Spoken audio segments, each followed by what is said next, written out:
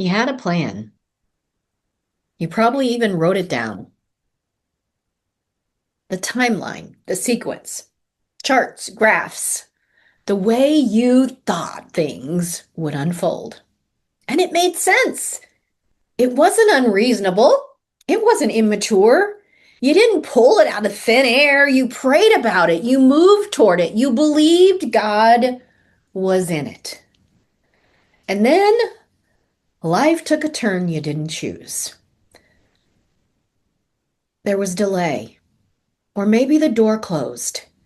The person left. The timeline stretched. The opportunity didn't come. And now you're here, somewhere you never planned to be. And maybe you're wondering, did I miss it? Did I hear God wrong? Was I supposed to push harder, wait longer, let something go sooner? And here's something I want you to take away today. This place you are right now, you did not choose. But it might be the very place things get clarified and your authority and all that God has for you could be being formed. Could be being formed. Most of us somehow assume that if we're walking with God and He called us to do it, it should follow a certain trajectory. The obedience leads to open doors, right? Faith produces visible forward movement, right? And if we're doing all the right things should line up, right? It makes sense. But when they don't, we start questioning ourselves. Maybe I'm not hearing Him clearly. Maybe I'm not faithful enough. Maybe this is just discipline. Maybe this is my cross to bear. The delay, the disappointment. Did I bring it on myself? Maybe this isn't for me. But what if this delay, detour, if you want to call it, isn't punishment? What if it's not even a delay? What if God saw something you could not yet see, and something is being built in you so you can carry what He's called you to do? These delays, these detours actually can produce amazing things. See, when life doesn't follow the plan, something happens that actually won't happen any other way. Your identity gets clarified. When the thing you're building your identity is on some role, a relationship, perhaps a result, or the way things are going to turn out, and that gets removed or delayed, you are forced to answer the question you might have been avoiding. Who am I when it isn't working? When it isn't working the way I thought it was, who am I? And that question, as uncomfortable as it is, that's where freedom lives. Because as long as your sense of worth is wrapped up in outcomes, the way things turn out, you will always be one disappointment away from unraveling.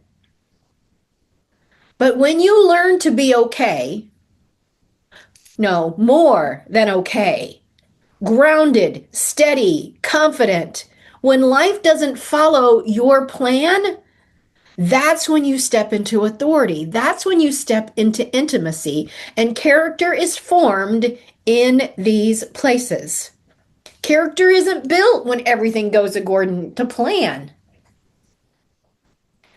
Joy comes, real, deep, sustainable joy, and the character it develops when you learn to trust God when I can't understand why. When you didn't get what you actually wanted and prayed for and thought you should have by now. It comes from staying steady, even when the ground seems to shift. It comes from discovering you're held, even when everything seems to be falling apart. Let's look at Abraham for a minute. God first spoke the promise to Abram in Genesis 12 when he was about 75 years old. God said to him he would make him a great nation, even though Abram had no children at the time. Abram didn't get his promised son Isaac. He was born in Genesis 21 when Abraham was 100 years old. That's 25 years between promise and fulfillment. Now think about that. 25 years of wondering, did I hear God right? Did I miss something? Should I have done something differently? What's wrong with me? Here's what stands out to me. God didn't repeat the promise once and then go silent. He revisited him. He clarified. He expanded. He deepened Abraham's understanding along the way. The delay wasn't absence. It was formation. The 25 years weren't wasted. They were years where identity, trust, surrender, and partnership were shaped. Abraham didn't just receive a son, he became the kind of man who could steward that promise. And yes, along the way, there were human attempts to force it. Ishmael was born through Hagar when Abraham was about 86, which was a workaround, a way to help God out because, you're taking too long. But that wasn't the covenant child. Some things only come in God's timing, through God's way. When you become who you need to be to carry it, it's important to focus on the relationship, not the thing that's promised. That's a key to the becoming. Let's look at David. He wasn't crowned king over Israel the day Samuel anointed him. He was shaped into a king while running from the one who already bore the crown. Let's look at Joseph. Joseph didn't rise into leadership just because he had a dream.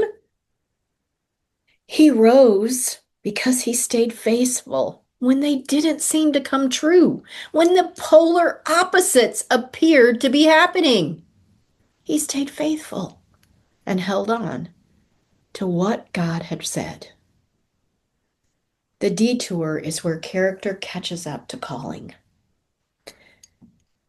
And if you're carrying a word from God that's longer than expected, and you're wondering whether you missed it, or if the timeline means the promise isn't real, let these stories remind you.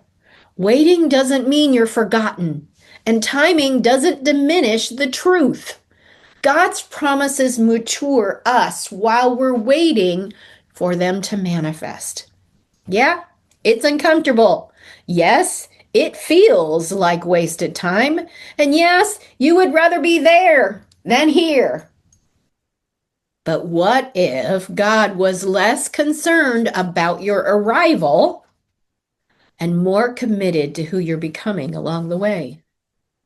We get really caught up in the arrival.